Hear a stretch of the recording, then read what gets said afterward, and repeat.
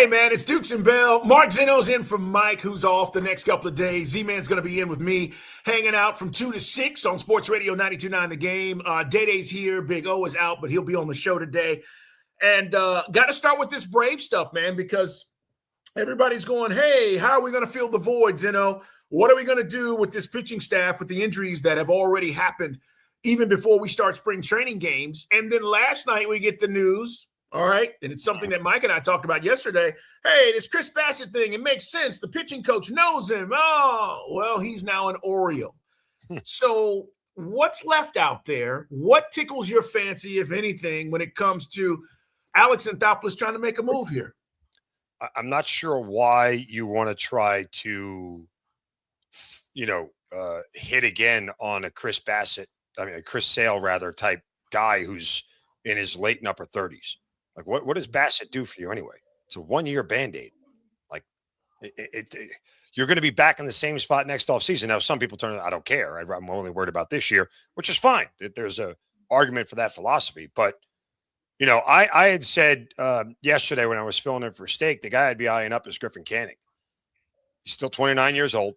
The Braves actually traded for him once in the Alex Anthopoulos era when they sent Soler to the Angels, and then they ended up not non-tendering him, whatever the specific term was. They let him go, and the Mets picked him up. And if you look at Griffin Canning last year in a Mets uniform, guess what? His first month and a half was dazzling. The guy had a 2.47 ERA. He had a very respectable walk and strikeout ratio, and he tore his Achilles. He was out for the rest of the year. So in last year he made $4.2 million. Like nothing. It's nothing. Like, why do you want to pay $18 million to Chris Bassett for literally the same roll the dice production you can get from somebody like Griffin Canning, who, if you get him on a 2-year deal or whatever it is, and you hit, you at least got a chance to re-sign the guy or whatever. I just, not only that, the Mets are trying to bring him back. You're stealing from a division opponent. I mean, there's no good answer here. Like, I don't understand people who are like, I want this guy, I want that guy. Like, okay, I understand we all want people, but we're all basically throwing a dart in the dark here, hoping to hit something. There's no one person that gives you a ton more leverage in the NL East that's out there right now than anybody else does. I don't want Zach Gallen right now. It's going to cost way too much, and his numbers have been bad. Yeah. Lucas Giolito does nothing for me. Like, all these guys that are out there, there's literally a coin flip chance it can go really well or it can go really bad. I mean, so I think it's smarter to look in the bargain basement, shopping section than in the high-end shopping section, because it's not even about spending money. It's not even about the finances. It's just about managing a roster and roster construction and everything else. And what are you really willing to risk? I mean, it's in betting terms, in parlance, you guys would understand. It's kind of like, okay, do I take it? Here we go. I'll make it relevant. Do I take a flyer on the Hawks to win the NBA championship or the Hornets to win an NBA championship? The chances are low regardless. Do you believe one is more likely to win than the other to get out of the first round and go deeper? I suppose you could think of that, but I don't know that we're really feeling good about anybody that we sign at this point in time. All of those choices and names you mentioned are all average to below average options. And that's the issue for the Braves. As we talk about this Braves pitching staff, Day-Day, where are you at, man? Because Bassett was the guy again. And I think the connection was that the new pitching coach had a relationship with him. And so everybody just assumed like that makes sense. But I'm not giving up. And here's the crazy thing. He made $22 million last year. He took a pay cut. This is an $18 million deal. So at the end of the day, you would have got him for less than you got him for, for what he played for last year. But again, to Zinno's point, he's 36 or 37 years old. So, for the Orioles, they're trying to reconstruct their starting pitching. What do you make of this for the Braves, man? To Zeno's point, when it comes to Canning, I like the fact, like you said, he's younger. I think there's probably hesitancy, though, due to the fact that he is coming back off of an injury. He's working his way back from that Achilles injury. So if I was to just throw something out there and imagine, like, that would probably be any team's hesitancy. I know he started throwing, I think, last Friday at UCLA for teams, so they can kind of get a look at him. So, I guess maybe now it's a matter of how does he look? Does he look like he can, return to form? And a lot of teams say if he does get picked up, he would probably be trending more towards being a back end starter for whoever signs him. I'm with Zeno on I like the youth aspect of it. Yeah. And the fact that he would come in really cheap. He didn't make any money last year. So if he can bounce back from this Achilles injury and provide the Braves with some solid innings on that back end of the starting rotation, man, I love the fit. We're going to talk more about this today, starting at 2. Chad Bishop, who covers our Braves for the AJC, is going to join us in the 4 o'clock hour. And our buddy Mike Griffith from Dog Nation is also going to stop by to talk dogs and obviously some college football stuff as well. While we're talking about the Braves, a lot of people are seeing what's happening in Major League Baseball and talking about, and Zeno, look, we've had this conversation over the years about a hard cap, right? That MLB needs a hard cap, and the Dodgers go spin like there's no tomorrow, and everybody gets pissed off about it. Look, all the top tier teams are spending on a high clip. The Braves payroll right now is, you're talking $250 million, which is, again, a lot of money. They're top 10. And so now a lot of people around baseball are starting, I think, to have serious conversations about what's best for the long-term health of the game. Are you a hard salary cap guy for MLB, or does it not matter for you? I mean, look, the last time the owners proposed this, we lost the World Series. It's true. It's true. It's the reality of where we are, right? I mean, this whole salary cap conversation, whether you're for it or against it, is going to end up causing a major work stoppage. We're not going to have baseball in 2027. I'm fairly confident of that. At least not on the normal timeline that we have it. I'd be shocked if they get a deal done. These are just two, opposing mindsets here. And the problem is that, baseball's biggest problem too is that, the revenue sharing stinks, right? It's gotten better, but the revenue sharing stinks. Yeah. And nobody wants baseball as a national product anymore. That's what's changed the game more than anything, right? And we're living it right here in Atlanta right now without a television deal at this point in time. And so, there are teams that are financially set up for success better than the others. There's a difference between can and won't, okay? Every team can do the same thing. Certain teams won't do the same things that other teams are. The Pirates have every ability to start their own broadcast network to broadcast games. You can't sit here and tell me they don't. They do. They all have the availability to do it. They won't. Okay. So they'll depend on some local, regional sports network to handle it, and they'll pay cheap prices and everything else, and they keep payroll down on their own.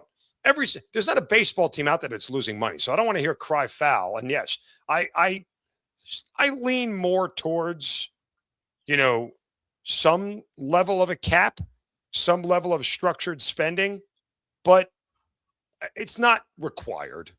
It's not a requirement for baseball to be successful. It's just not. And so I think that in general, everybody can afford to pay players what they do. Not every single player, right? Like, there are only certain teams that could afford Shohei Ohtani. I get that. But everybody could have afforded Chris Bassett. Everybody could have afforded, and Kyle Tucker's contract was wrong, but in theory, everybody could have afforded him. So not everybody's going to be able to afford $700 million for Juan Soto, but $300 million, everybody's going to be able to afford. So I think in general, I know this is where we're headed, and we're going to be missing baseball after this year for a while. So I think a cap and asking for one is going to be a detriment to the sport. Yeah. Look, in covering baseball for the decade I did, and, we're going back to the early 2000s, I'll say that owners have been afraid because of what Mark just talked about, right? When you lose a World Series and you lose a significant part of your fan base, who, by the way, many people said they're never coming back. We know what brought them back, right? It was the home runs of Mark McGwire and Sammy Sosa. Can't nobody stop the juice. Right. So all those folks came back because it was so exciting, and, oh my God, I can't believe this is happening. And then they were smart enough to say, we can never do that again. But to Mark's point, they're about to, because they realize the discrepancy of the haves and the have-nots. But I agree with Mark on this day. where you say, look, you still have to spend smart. It's not that you can't. You want to go spend $200 million on a pitcher or an everyday guy, you can go do that. But if you get the wrong guy, that's not Major League Baseball's fault because you spent incorrectly, right? Well, and the other thing, I mean, the other problem too is that look at teams that have a pipeline for prospects that never re-sign them. That's the first problem, right? Like we can have the conversation about how successful Alex Anthopoulos has been, whether it was the Austin Riley contract, the Michael Harris contract, the Spencer Strider contract. All those guys got paid before arbitration years ran out. Pittsburgh Pirates are absolutely going to let Paul Skeens walk away from their organization. That's right. For whatever reason I can't understand. They could theoretically pay him right now, $300 million and keep him there for the next 6 years, right? Like, okay, they could do that. They just choose not to. So, that's the other biggest problem is that these teams that refuse to spend, they're developing talent. They're just letting it walk out the door. Yeah. But we've seen it with Tampa Bay, right? We've seen it time and time again. Oakland, or that's right. Las Vegas, whatever they are. Sacramento. That's right. You like this salary cap idea, man, Day? Because again, the guys, and we're bringing this up because as we get ready for spring training to start, spring training games, Zinno's right. It's not going to be in the forefront right now. But as the season moves along and we get closer to the end of the year, trust us, this is going to be something that's just brewing. And, look, it takes these guys forever to get together at a table and talk about this first and foremost, right? Everybody wants to say, oh, the players don't want to talk. And then the players say, oh, the owners don't want to talk. And all of a sudden that puts you behind schedule anyway. If they were serious about this, they'd be having talks right now. You'd be negotiating right now. But they're not going to do that. They're going to wait it out, play this game of chicken, which they always do. And then it gets bad and all the fans go, oh, crap, what's going on? But I got to tell you, the world's changed. And if baseball thinks they can take a break, right, in this world in which we are on to the next right now, right, it's going to tremendously hurt the sport in so many ways where we have so many other choices now with our time. We're not going to sit and wait on baseball to get this right. And I hope they realize that. Day, where are you at?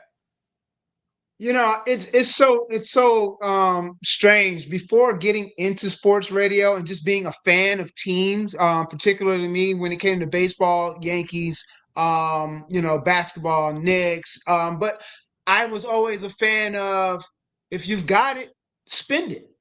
I didn't care what was happening with anybody else. Yep. If you've got it, spend it. Buy the ring. All right. But now covering the sport, I completely understand the concern about, the haves and the have-nots and being able to keep the game competitively, balanced, I guess you would say.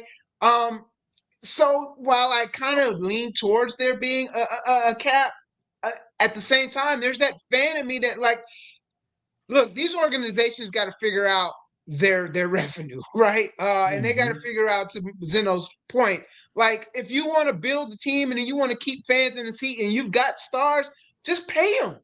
Yeah. Pay them. See, here's one thing, Data, and I will argue this. This will be a hill that I die on, like Arthur Smith is a good coach. Okay. That is, salary cap does not equal competitive balance. Never has, never will. Doesn't. That is not an argument for a salary cap at all. Yeah. It doesn't make the Browns better in the NFL. It doesn't make the Kings better in the NBA. It never has, and it never will. So salary cap and competitive balance are mutually exclusive ideals that have nothing to do with each other. So I don't buy that at all in the argument. We need a salary cap for competitive balance. No, you don't. No, you absolutely do not. Because it just means that everybody else can't outspend you at the rate that they are.